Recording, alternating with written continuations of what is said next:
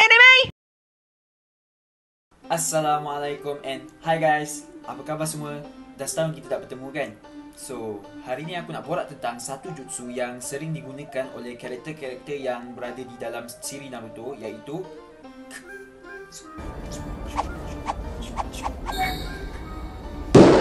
Kuchiyose no Jutsu!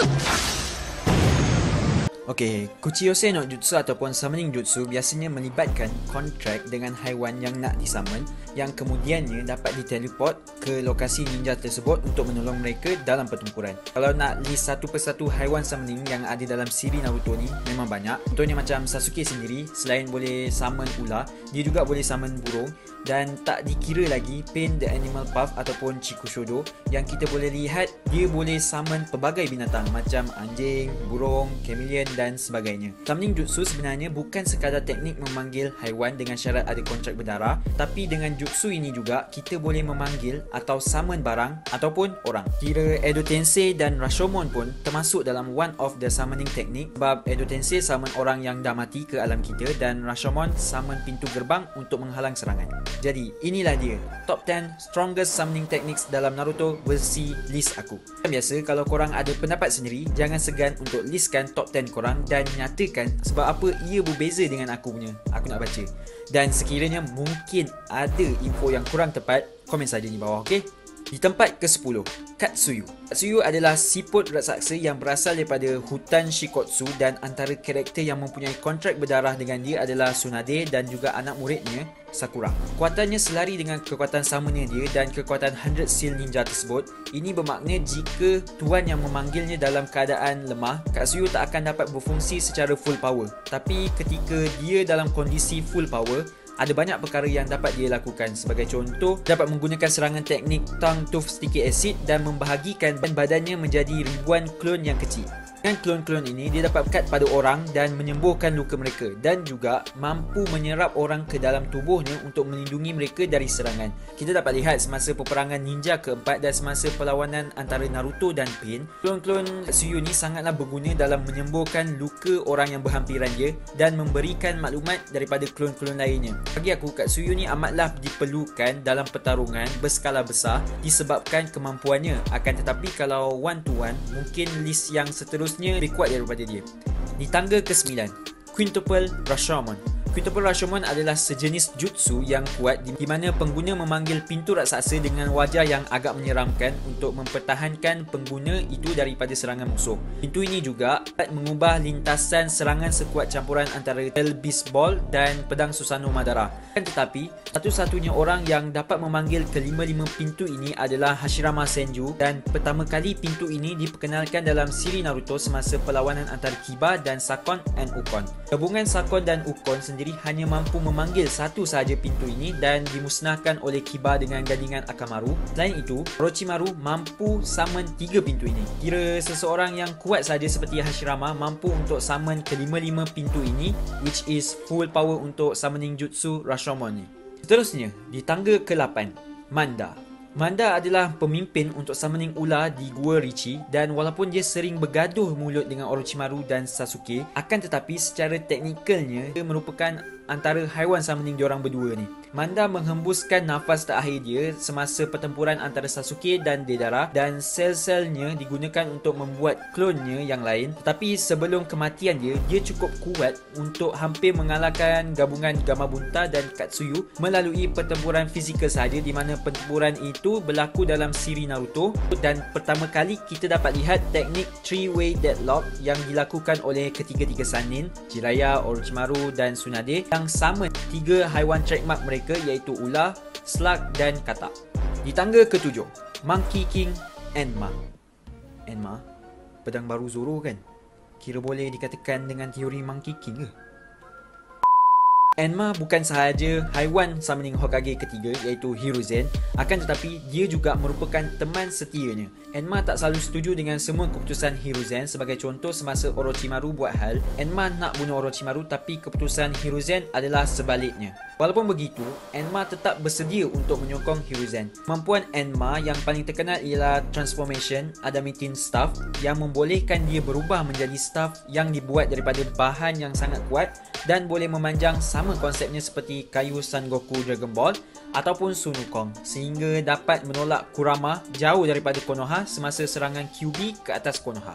Enma sangatlah kuat, berpengalaman dan berpengetahuan mengenai pelbagai teknik dan kesan ataupun kekurangan sesuatu teknik itu. Dari segi bentuk fizikalnya, dia memang nampak kuat dan dia dengan mudah mampu menghalang Hashirama dan Tobirama Senju yang di Edo Tenseikan oleh Orochimaru semasa serangan ke atas Konoha walaupun sekejap. Di tangga ke-6, anjing besar berkepala ataupun The Giant Multi-Headed Dog. Giant Multi-Headed Dog ini dikendalikan oleh Pain Animal Puff ataupun Chikushodo. Apabila diserang, anjing ini akan berpecah menjadi beberapa anjing yang dapat bergabung kembali sesuka hati diorang. Tangan anjing ini juga boleh tumbuh sebanyak yang boleh. Anjing-anjing ini sangat kuat, which mampu menandingi teknik-teknik yang kuat seperti Rasen Shuriken dan Amaterasu. Kira anjing-anjing ini boleh dikatakan unbeatable lah. Sebabnya satu-satu cara untuk mengalahkan anjing ini adalah mengalahkan tuan yang sama diorang. Seterusnya, di tempat kelima, salah seekor three-way deadlock, Gamabunta. Gamabunta adalah ketua katak di Gunung Nyoboku dan antara karakter yang ada kontrak dengannya adalah Naruto, Minato dan Jiraiya. Walaupun dia sangat membantu semasa dalam pertarungan disebabkan kekuatannya, tak berfikir dan tinggi durability, tapi dia juga mampu menyerang tanpa arahan tuan pemanggilnya.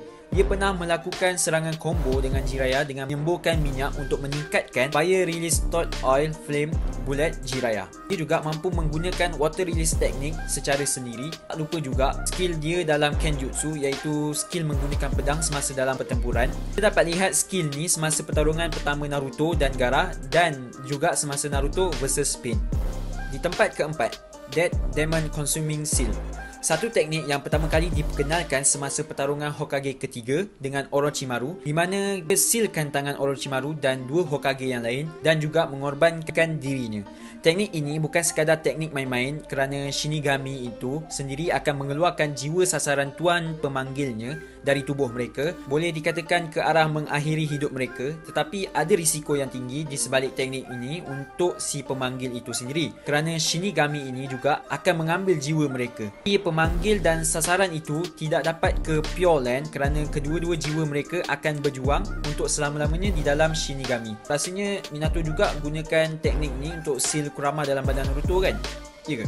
Cuba komen di bawah. Seterusnya, di tempat ketiga, Kurama. Sesiapa yang ingin memanggil Kurama perlu ada arus cakra yang stabil. Kalau tak, dia akan melakukan apa sahaja yang dia mahu. Sekiranya dia suka akan tuan yang memanggilnya dan nak membantu, alhamdulillah lah. Tetapi kemungkinan besar jika pemanggil itu sendiri tidak cukup kuat untuk mengawalnya, dia akan mengamuk seperti sewaktu kelahiran Naruto. Sebagai salah seekor Tail Bills yang selalu ditonjolkan dalam siri Naruto, Kurama memiliki cakra yang banyak dan dia juga berkebolehan untuk menggunakan Tail Bills Ball, membuat shockwave yang besar dan pelbagai lagi lah. Kurama juga mempunyai kemampuan sensor yang luar biasa yang mana mampu bukan sahaja mengesan cakra seseorang tetapi juga dapat merasakan keadaan emosi orang tersebut. Summoning Kurama bukan seperti summoning haiwan-haiwan lain sebab Kurama merupakan salah seekor tail beast yang ke-9 lagi. Hanya orang tertentu sahaja yang pernah summon dia. Ada tu ada tapi tak selalulah sebab dia banyak berada dalam badan Naruto. Sekali dipanggil pun mampu menghancurkan sebuah desa.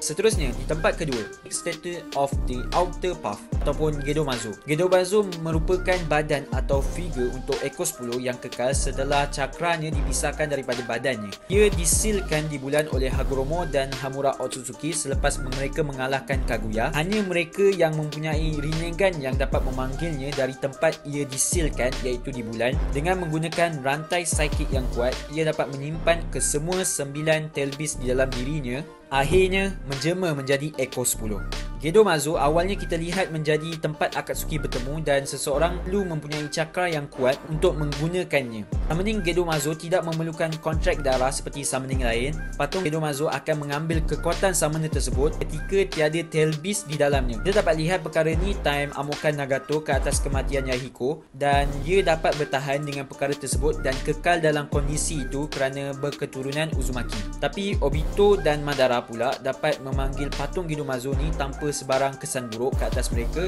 malah menggunakan kontrak darah untuk memanggilnya. Dan di tempat pertama, Edo Tensei. Edo Tensei merupakan antara kinjutsu iaitu jutsu terlarang yang membolehkan pemanggilnya menghidupkan kembali orang yang dah mati. Untuk melakukan jutsu ini, seseorang itu perlu mempunyai sampel DNA si mati dan juga tubuh, badan ataupun mayat yang boleh mereka reincarnation. Teknik ini awalnya diciptakan oleh Tobirama Senju dan kemudiannya ditemui oleh Orochimaru beberapa tahun kemudian dengan meningkatkan sedikit penggunaannya dan akhirnya disempurnakan, tak sempurnalah tapi hampir sempurna, oleh Kabuto Yakushi, orang bawahan Orochimaru. Teknik ini juga merupakan faktor utama reunion besar-besaran dalam siri Naruto semasa perang ninja keempat. Apabila kita reincarnate seseorang yang sangat kuat, kita dapat akses kepada kemampuannya, tapi tiap jutsu mempunyai kelemahan ataupun risikonya yang tersendiri. Seseorang yang di Edo Tensei kan juga dapat untuk berbuat sesuka hati diorang seperti yang dilakukan oleh Madara dengan menterbalikkan sign itu walaupun Kabuto telah menamatkan Edo Tensei. Alright, rasanya itu sahaja untuk video kali ini. Harap bermanfaat. Jangan lupa like dan share video ini. Maaf sekiranya ada salah info atau kekurangan yang lain, boleh komen saja di bawah. Semoga kita berjumpa lagi di video yang akan datang. Saya Nazir Nizam. Sekian saja berita pada pagi ini. Assalamualaikum.